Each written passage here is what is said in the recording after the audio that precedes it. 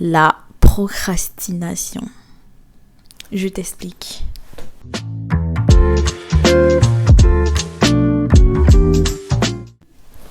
Hello les amis, c'est Pasky. Bienvenue dans cette nouvelle vidéo. Alors une vidéo un peu plus calme, beaucoup plus calme j'ai envie de dire, parce que depuis les 3 ou les 4 dernières semaines, on bougeait beaucoup, on avait des sorties, des rendez-vous, des voyages. Et aujourd'hui on s'assoit, on se pose, parce qu'il faut qu'on discute, on doit discuter. J'espère que vous allez bien, moi ça va moyen, mais on fait tout pour que ça aille mieux, j'ai envie de dire. Et aujourd'hui, on va parler de, comme vous l'avez lu dans le titre, la procrastination. Alors, pourquoi j'ai mis ce titre ? Vous avez certainement cliqué à cause de ce titre.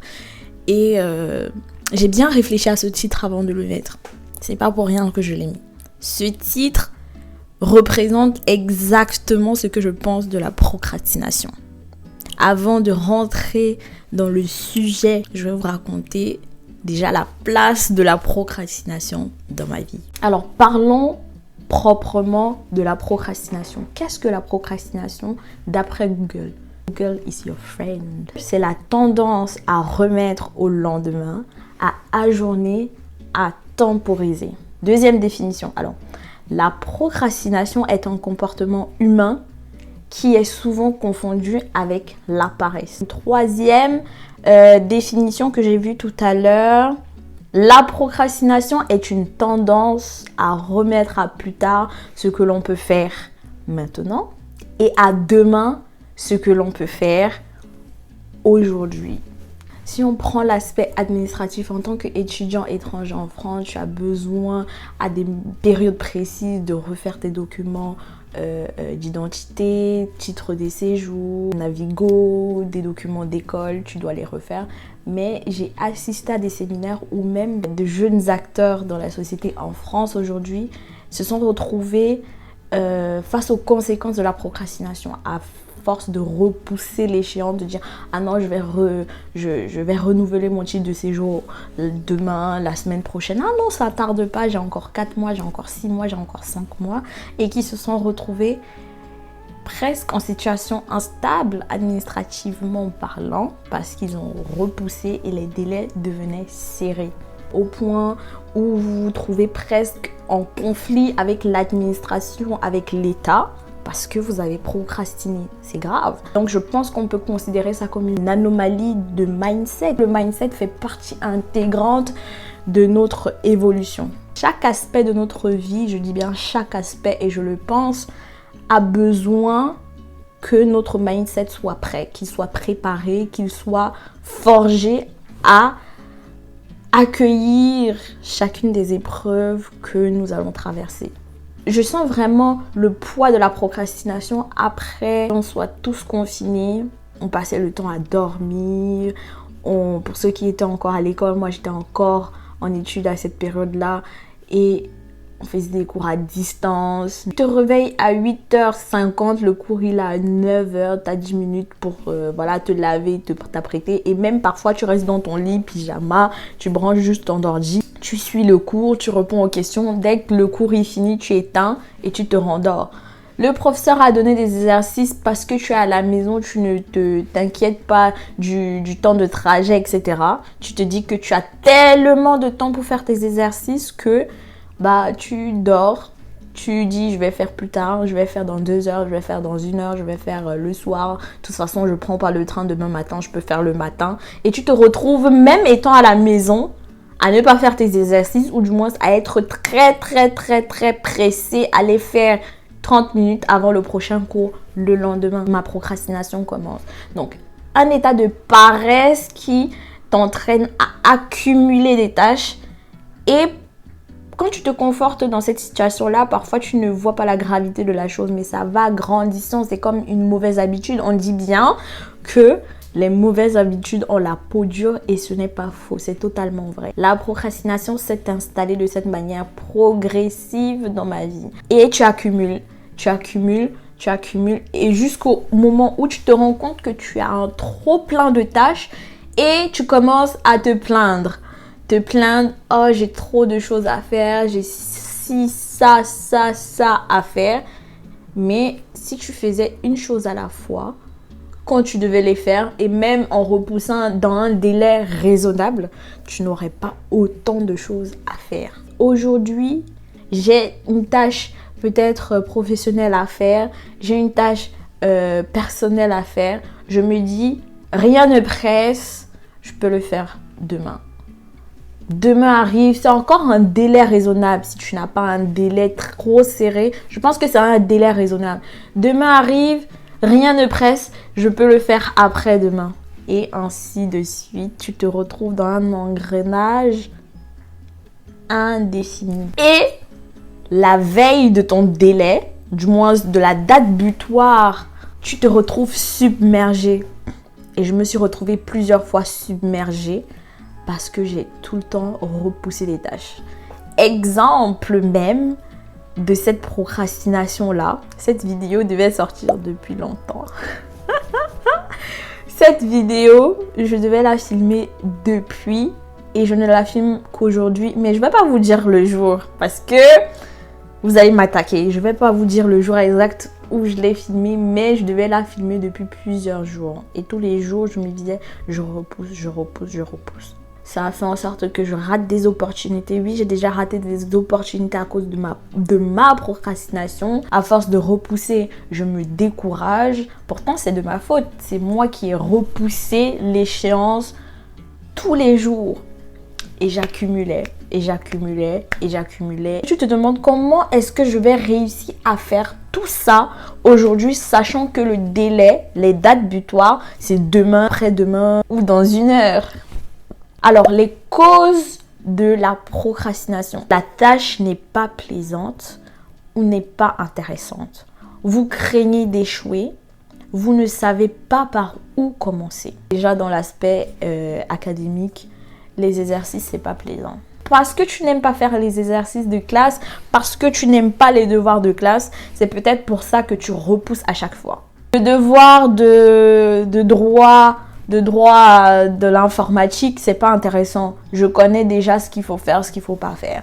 Alors, c'est pas grave, je vais le faire demain, je vais bâcler, je vais regarder sur Google, tu repousses, tu procrastines. La lessive, je n'aime pas faire la lessive. C'est la vérité, hein. Je n'aime pas faire la lessive, mais je le fais parce que j'aime me sentir propre. J'aime me sentir propre pour moi et pour les autres. Alors, je repousse l'échéance de cette tâche. Demain, non, je vais faire la lessive demain. Non, je vais faire la lessive demain. Parce que la tâche n'est pas plaisante pour moi. Je n'aime pas la faire, alors je repousse. Là, je prends les exemples de causes à la procrastination de Google. La troisième cause, d'après eux, c'est vous craignez d'échouer. J'ai cette crainte-là d'échouer. La preuve, je crois que j'ai ouvert cette chaîne en 2020. J'ai commencé à poster des vidéos que vous pourrez certainement retrouver si vous parcourez ma chaîne.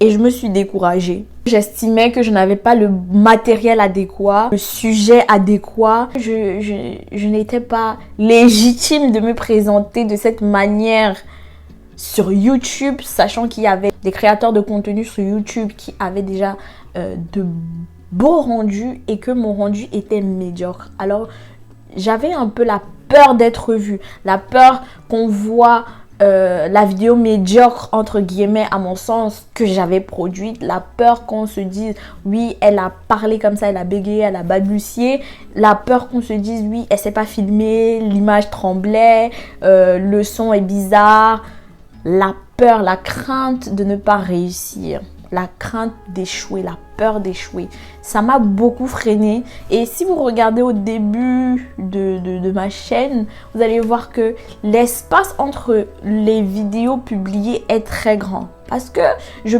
réussis à publier une vidéo et même les premières vidéos quand je les publiais, c'était avec beaucoup de recul, avec beaucoup de crainte, beaucoup de peur, parce que je me disais comment ça va être accueilli, quels seront les commentaires. J'avais peur des commentaires négatifs, j'avais peur qu'on critique de la critique parce que vous savez, Internet c'est tranchant.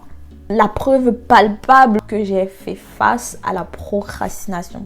parce que j'avais peur de la critique. La dernière cause d'après cet extrait de Google, c'est vous ne savez pas par où commencer. Vous ne savez pas par où commencer. Parfois, tu as une idée. Tu as envie de faire quelque chose. Tu sais comment tu veux que ce soit à la fin, mais tu ne sais pas comment commencer. Et tu ne te donnes pas non plus les moyens de commencer. Ça veut dire que tu ne te documentes pas, tu ne demandes pas autour de toi, tu n'essayes pas de te former. Certaines tâches qui demandent à ce que tu sois autodidacte. Demain, après-demain, 1 semaine, 3 semaines, 6 mois. Et quelque chose qui aurait pu être un business qui te rapporte de l'argent supplémentaire devient de la procrastination. Ça devient quelque chose qui te freine vraiment dans ton évolution. Tu procrastines tellement que tu repousses tes chances d'avoir beaucoup d'argent. Ce que moi, je peux vous donner comme cause de la procrastination, l'état émotionnel. L'état émotionnel dans lequel on se trouve peut faire en sorte qu'on repousse des choses au lendemain. Vous pouvez avoir une mauvaise nouvelle, vous pouvez avoir une mauvaise expérience après une situation. On a envie de rien faire, même pas envie de manger. Donc, je peux comprendre que cet état émotionnel peut pousser à la procrastination.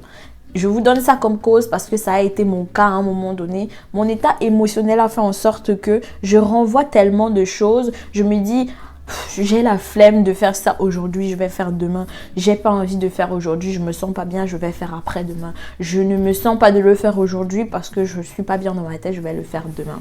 Les conséquences, c'est que vous êtes submergé. Et vous ratez d'énormes opportunités. J'en ai raté moi-même des opportunités à cause de la procrastination. Vous passez aussi à côté des opportunités d'évolution personnelle. Nous améliorer personnellement, intellectuellement, financièrement. On va parler de solutions. Je ne pense pas que la procrastination puisse disparaître totalement de nos vies. Les listes de choses à faire quotidiennement m'ont beaucoup aidé. Décomposer la grande tâche en plusieurs petites tâches. Deuxième solution que je peux vous proposer, faire les choses immédiatement. Tu sais que tu as des tâches à faire, un exercice à faire et tu sais comment le faire. Fais-le immédiatement. Tu sais où avoir les réponses. Google, tes cahiers, tes livres, tes camarades. Tu peux demander à tes camarades si c'est un travail en groupe ou même un travail à faire à la maison. Tu demandes à tes frères, à tes soeurs. Fais-le immédiatement. Rentre. Tu prends le temps de te poser, de te reposer. Tu prends le temps de te débarbouiller et fais ton devoir, ton exercice immédiatement. Pourquoi? Parce que ça t'enlève déjà un poids. Demain, quand tu vas te lever, tu vas commencer à faire ton ménage. Tu vas devoir sortir voir tes amis, aller dans tes restaurants, ton petit njoka, tes mapanes et tout ça. Tu vas devoir repousser ton devoir après t'es sorti ton resto, que la procrastination recommence. Je l'ai testé et ça fonctionne. Difficile pour certaines tâches qui prennent plus de temps. Mon titre de séjour à refaire. Si tu as déjà l'idée, tu as le lien, fais-le. Parce que si tu te dis, ah non c'est facile, je vais le faire après va se transformer à 2 semaines, 2 mois, 3 mois et ainsi de suite. Troisième solution, visualiser le résultat. Je me lançais dans la vente sur Amazon. Ça peut me rapporter de l'argent, ça peut être un side business qui va me rapporter beaucoup d'argent, ça va me permettre d'être indépendant financièrement, d'obtenir de belles compétences. Le résultat me permet de voir l'impact de mes efforts actuels. Dis-toi vraiment que ça va améliorer ta vie, le fait de faire cette tâche-là. Parfois, le résultat est bien plus alléchant que la tâche et donc ça te permet d'avancer. Quatrième et la dernière solution que je vous propose dans cette vidéo, c'est de le faire quand même. Faites-le quand même. Si vous avez une idée, vous ne savez pas par où commencer, documentez-vous, faites-le quand même. Je travaille en tant que chef de projet digital junior dans une entreprise. C'était la première fois que je travaillais avec les réseaux. Il fallait que je fasse des campagnes B2B, B2C. Je me suis dit, pour mieux travailler avec les réseaux, il faut savoir comment ils fonctionnent. J'ai commencé à créer des comptes que je n'avais pas, TikTok, Twitter, YouTube, pour tester et savoir ce qui fonctionne et l'appliquer dans le cadre de mon travail. Aujourd'hui, je suis en train de vous faire des vidéos YouTube parce que j'aime bien le faire, mais je l'ai fait quand même. Vous pouvez abandonner à un moment, mais vous n'aurez pas cette culpabilité-là de ne pas avoir essayé. Essayez quand même. Parfois, il y a des vidéos que je monte, elles ne sont pas parfaites. Le rendu n'est pas comme je le souhaite, mais je la publie quand même. Parce que je me dis toujours, fais-le quand même. J'ai récupéré mon micro parce que c'est la fin. Je vous remercie de m'avoir écouté jusqu'à la fin, pour ceux qui ont écouté jusqu'à la fin et même pour ceux qui ont écouté en partie. Je sais que parmi vous, il y a certains qui se sont retrouvés, qui se sont reconnus dans le sujet de la procrastination. Et je vous invite à appliquer les solutions que je vous ai proposées. Vous comprenez mieux d'où vient votre procrastination. Appliquez les solutions que je vous ai proposées. N'hésitez pas à nous partager vos solutions en commentaire. Ça pourra aider le grand nombre et m'aider également, c'est certain. Je vous souhaite une très bonne semaine et je vous dis à bientôt dans une prochaine vidéo. Driving through days and nights.